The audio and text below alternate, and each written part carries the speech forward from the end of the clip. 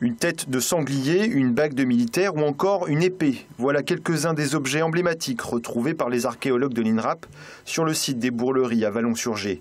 Des découvertes qui nous ramènent à l'époque gallo-romaine.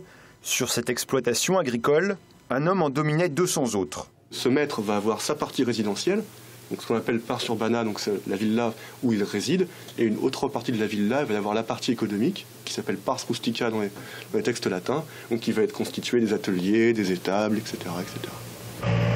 16 sites sont concernés par les fouilles en Sarthe. La plupart a été exploré, reste celui de la Milesse.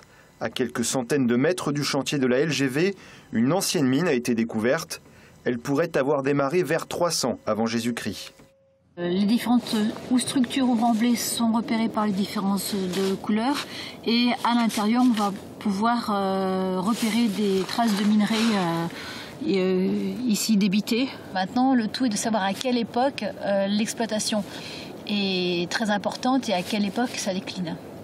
Lors de ces fouilles préventives, notamment menées en Sarthe et en Mayenne, 70 archéologues et techniciens de l'INRAP ont été mobilisés et 74 hectares fouillés pour récolter un maximum d'informations.